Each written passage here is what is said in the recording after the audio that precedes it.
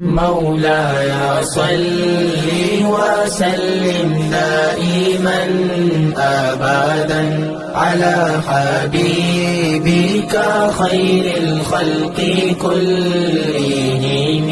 بسم الله الرحمن الرحيم.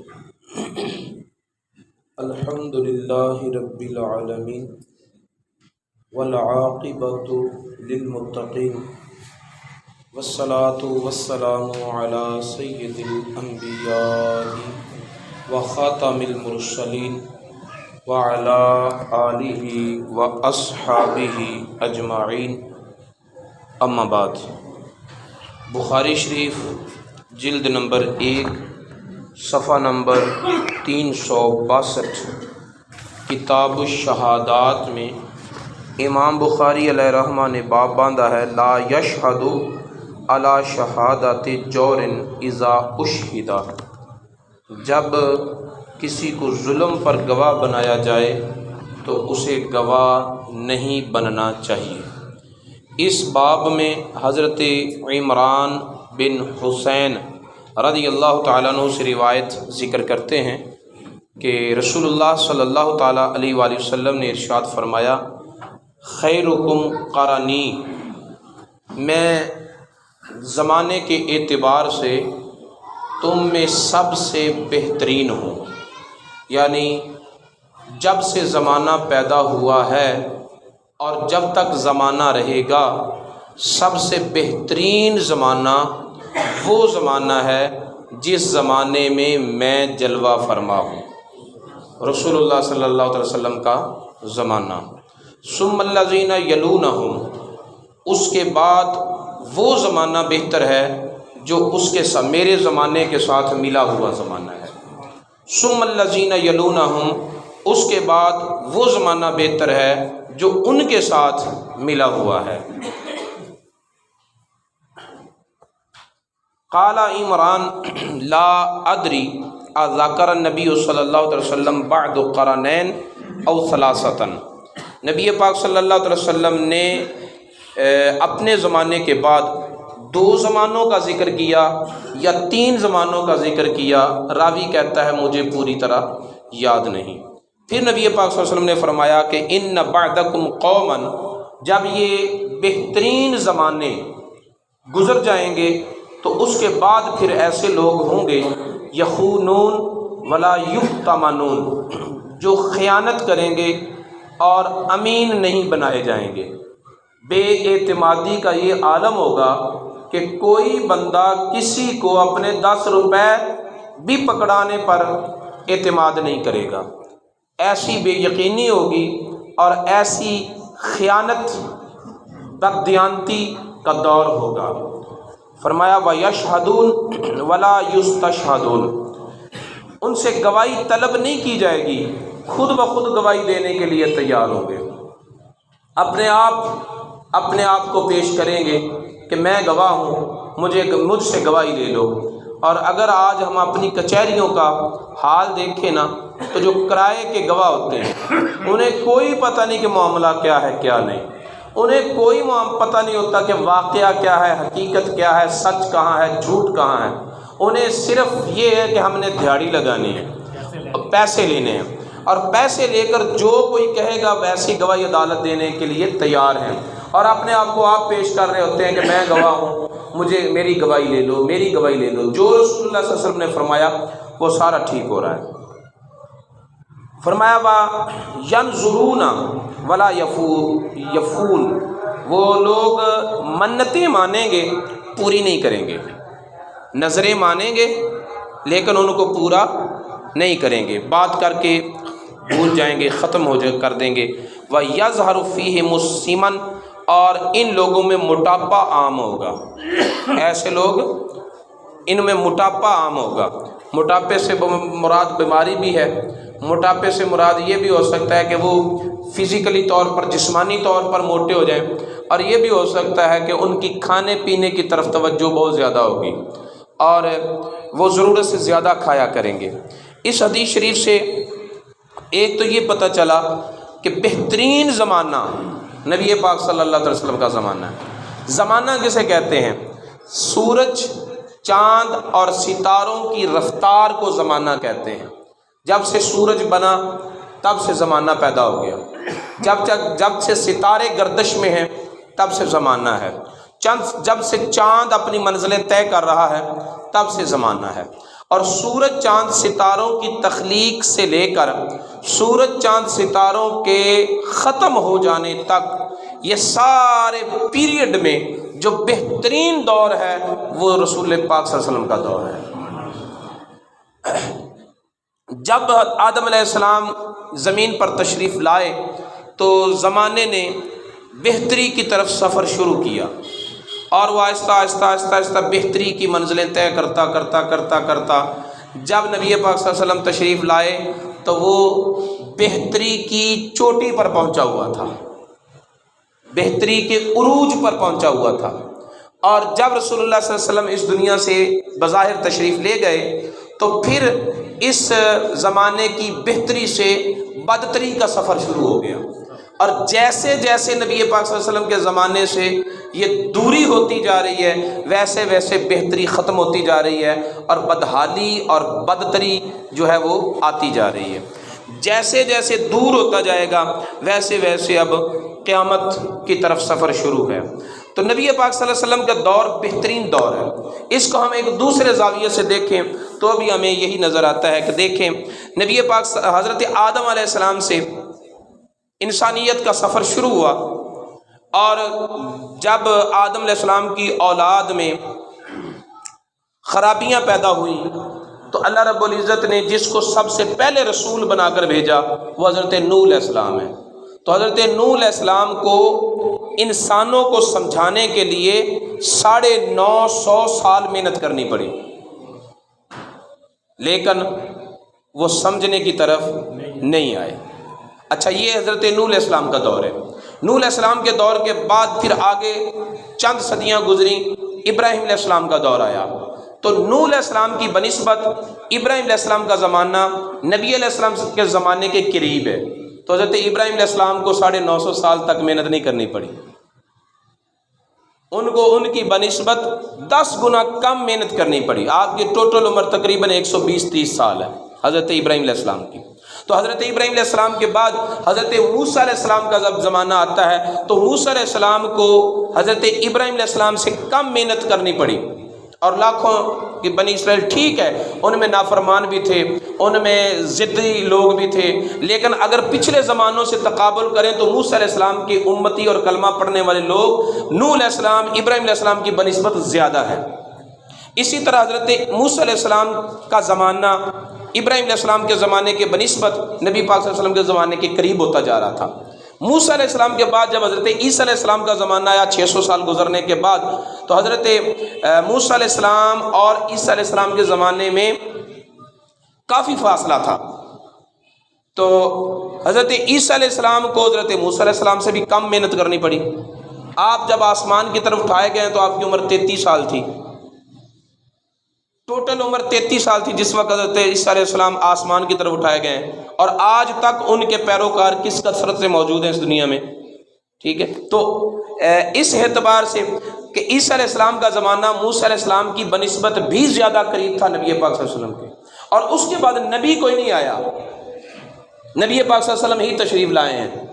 اور اس زمانے میں پھر دیکھیں کہ رسول اللہ صلی اللہ علیہ وسلم کی ٹوٹل عمر مبارک 63 سال ہے، تبلیغ کی عمر مبارک اونلی 23 سال ہے، اور ان 23 سالوں میں نبی پاک صلی اللہ علیہ وسلم نے ایسا انقلاب برپا کیا کہ روئے زمین پر کوئی کونا ایسا نہیں ہے جہاں پر اللہ کو جاننے والے موجود نہ ہوں۔ جس وقت نبی پاک صلی اللہ علیہ وسلم تشریف لائے تھے اس وقت روئے زمین پر کوئی ایسا نہیں تھا جو اللہ کو جانتا ہو، اور جب نبی پاک صلی اللہ علیہ وسلم دنیا سے تشریف لے کے گئے تو اس وقت روئے زمین کا کوئی خطہ ایسا نہیں تھا جہاں پر اللہ تعالیٰ کا نام پہنچ نہ چکا ہو 23 سال کی عمر میں۔ اگر ایک اور اینگل سے دیکھیں تو حضرت آدم علیہ السلام کے معجزات، نوح علیہ السلام کے معجزات، ابراہیم علیہ السلام کے معجزات، موسیٰ علیہ السلام کے معجزات، حضرت عیسیٰ علیہ السلام کے معجزات، تو نبیوں کو معجزات کے اعتبار سے دیکھا جائے تو جیسے جو نبی زمانے کے اعتبار سے نبی پاک صلی اللہ علیہ وسلم کے زمانے کے قریب ہوتا جا رہا ہے اس کے معجزات کی تعداد بڑھتی جا رہی ہے۔ اور جو زمانے کے اعتبار سے دور ہے اس کے معجزات کی تعداد جو ہے وہ کم سے کم ہے. تو جب حضور نبی پاک صلی اللہ علیہ وسلم تشریف لائے تو نبی پاک صلی اللہ علیہ وسلم کی ذات اقدس سے تو اتنے معجزات صادر ہوئے ہیں، جتنی آپ کی سانسیں ہیں اتنے آپ کے معجزات ہیں.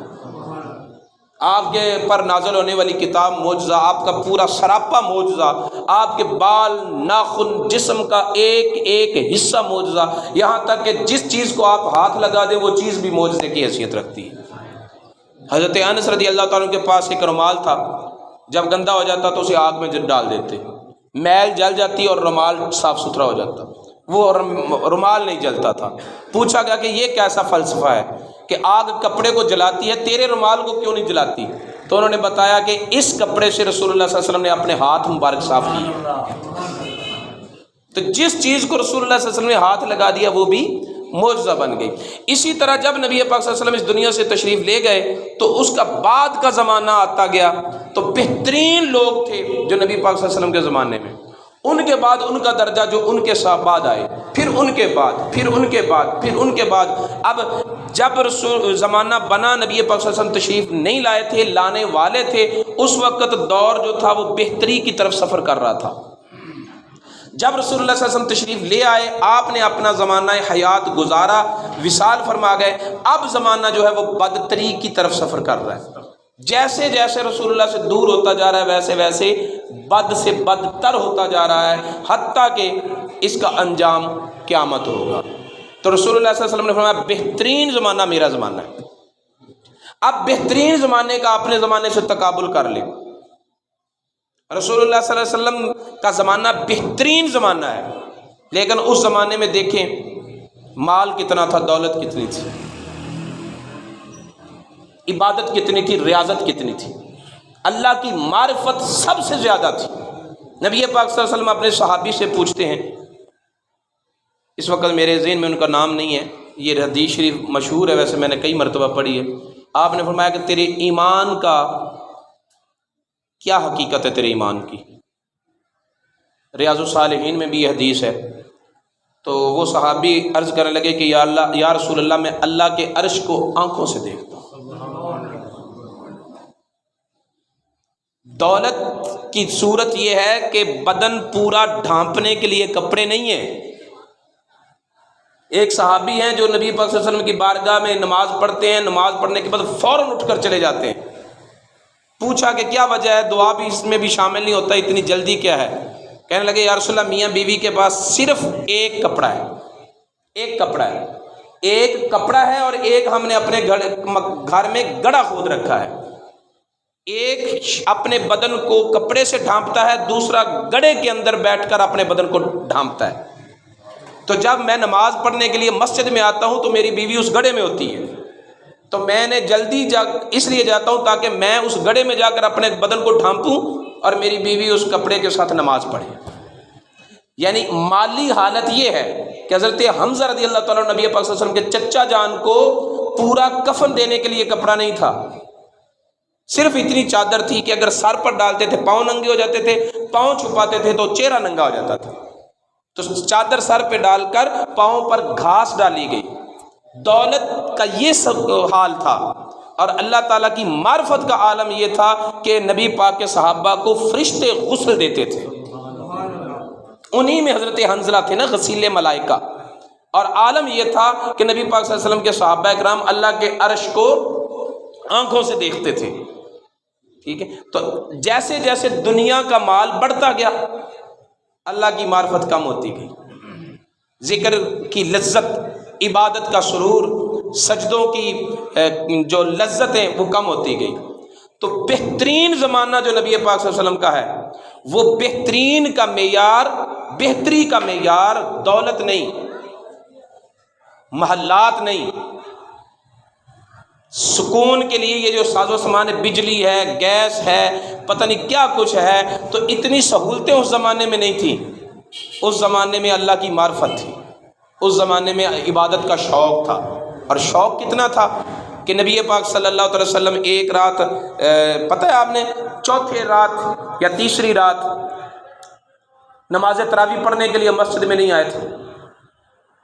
کیونکہ مسجد لوگوں سے خچا خچ بھری ہوئی تھی، اور نبی پاک صلی اللہ علیہ وسلم نے فرمایا کہ مجھے خدشہ ہے کہ کہیں امت پر فرض نہ ہو جائے۔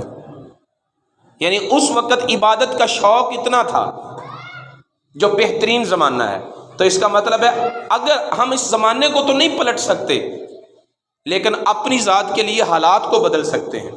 اگر ہم اپنے ذہن میں ترجیحات چینج کر لیں اور اپنی طبیعت کو، اپنی سوچوں کو دنیا کے مال و دولت کی طرف لے جانے کی بجائے اللہ کے ذکر کی طرف، اللہ تعالیٰ کی عبادت کی طرف، اللہ تعالیٰ کی معرفت حاصل کرنے کی طرف، اس کے ذکر میں سکون کی لذت حاصل کرنے کے لیے، لمبے لمبے سجدوں کی حلاوت کو محسوس کرنے کے لیے اگر ہم طبیعت کو اس طرف پھیر دیں تو اس زمانے کی بہتری کا کچھ نہ کچھ عکس ہمیں مل سکتا ہے، کچھ نہ کچھ فیضان ہمیں مل سکتا ہے۔ زمانہ تو ہم نہیں واپس کر سکتے۔ تو اللہ رب العزت نے کے محبوب نے فرمایا بہترین زمانہ میرا زمانہ ہے، اس کے بعد جو ان کے بعد ہے، اس کے بعد جو ان کے بعد ہے، اور اس کے بعد پھر ایسی قوم آئے گی جو خیانت میں اپنا نام پیدا کرے گی۔ امانت داری میں نہیں، خیانت میں اپنا نام پیدا کریں گے، یخونون، خیانت کریں گے۔ اور کیسے خائن ہوں گے؟ ولا یؤتمنون، امین بنائے ہی نہیں جائیں گے۔ کوئی کسی کو اب کے پاس اپنی امانت نہیں رکھے گا، 10 روپے پر بھی کے لیے بھی کسی پر اعتماد نہیں کرے گا۔ وہ اسے پتہ ہوگا کہ جو دے دیا بس جاتا رہا، میرا وہ ہے جو میرے ہاتھوں میں ہے بس۔ اور یہ حال ہم اب آج دیکھ رہے ہیں، کوئی کسی کو اپنی امانت پکڑانے کے لیے آمادہ اور تیار نہیں ہے، اور اگر کوئی ہو جائے تو بس ہو پھر گیا، پھر وہ واپسی کی توقع نہ رکھے۔ وَيَشْهَدُونَ وَلَا يُسْتَشْهَدُونَ، گواہی دیں گے، ان سے گواہی طلب بھی نہیں کی جائے گی، پہلے ہی گواہی دے دیں گے۔ اور ینظرون، نظریں مانیں گے لیکن پوری نہیں کریں گے، موٹاپا ان کے اندر ہوگا۔ اگلی حدیث بھی اسی کے ساتھ ملتی جلتی ہے، جو حضرت عبداللہ بن مسعود رضی اللہ تعالیٰ عنہ سے روایت ہے۔ نبی پاک صلی اللہ علیہ وسلم نے فرمایا خیر الناس قرنی، لوگوں میں بہترین لوگ وہ ہیں جو میرے زمانے میں، بہترین لوگ وہ ہیں جو، بولیے، میرے زمانے میں۔ جب رسول اللہ کے زمانے والے بہترین لوگ ہیں تو بعد میں آنے والوں کو ان بہترین لوگوں کی طرف انگلیاں نہیں اٹھانی چاہیے۔ آج صدیوں بعد آ کر لوگ ان لوگوں کی طرف انگلیاں اٹھاتے ہیں جن کو نبی پاک نے فرمایا یہ بہترین لوگ ہیں۔ صحابہ اکرام بہترین لوگ ہیں۔ نبی پاک صلی اللہ علیہ وسلم نے فرمایا، ایک اور حدیث ہے کہ اللہ تعالیٰ نے پوری انسانیت، سارے انسانوں کے دلوں کو دیکھا، اور سارے انسانوں میں سے بہترین دل میرا دل پایا، تو اللہ تعالیٰ نے مجھے اپنی ذات کے لیے خاص کر لیا۔ اور اس کے بعد پھر نگاہ کی تو ان پورے انسانوں میں سے جن انسانوں کو بہترین پایا دل کے اعتبار سے، ان کو میرے صحابہ بنا دیا۔ اس کا مطلب ہے کہ جن کو اللہ تعالیٰ نے صحابہ بنایا ہے، جو صحابی بنے ہیں وہ اللہ تعالیٰ کے انتخاب سے بنے ہیں۔ آج صدیوں بعد جو نبی پاک کے صحابہ پر انگلی اٹھاتا ہے، وہ صحابہ پر انگلی نہیں اٹھا رہا، وہ اللہ تعالیٰ کے انتخاب پر انگلی اٹھا رہا ہے۔ لہٰذا کسی بھی صحابی کی طرف انگلی نہ اٹھائیں۔ ان صحابہ کے آپس میں جو معاملات تھے وہ جانے اور اللہ تعالیٰ جانے، وہ جس طرح کے بھی ان کے معاملات تھے قلب کے اعتبار سے صاف ستھرے تھے۔ غلط فہمی کسی کو بھی ہو سکتی ہے، لیکن بدنیتی کسی صحابی میں نہیں تھی۔ سارے کے سارے صحابہ عادل تھے۔ غلط فہمیوں کی بنا پر آپس میں کچھ الجھاؤ ہوا، اور یہ تقدیر کا فیصلہ تھا۔ نبی پاک صلی اللہ علیہ وسلم نے اس اختلاف کی پہلے خبریں دی ہوئی تھیں کہ اللہ کی تقدیر میں ہے ایسا ہونا ہے، لیکن کسی کی طرف بھی انگلی نہ اٹھائیں۔ خواہ حضرت امیر معاویہ رضی اللہ تعالیٰ عنہ، حضرت ابو سفیان رضی اللہ تعالیٰ عنہ، ان کے اسلام لانے سے پہلے کا کردار وہ تو پہلے رہ گیا، جب اسلام قبول کر لیا تو اسلام اپنے سے ما قبل تمام جرائم کو ختم کر دیتا ہے۔ لہذا کسی کی طرف انگلی نہ اٹھائیں۔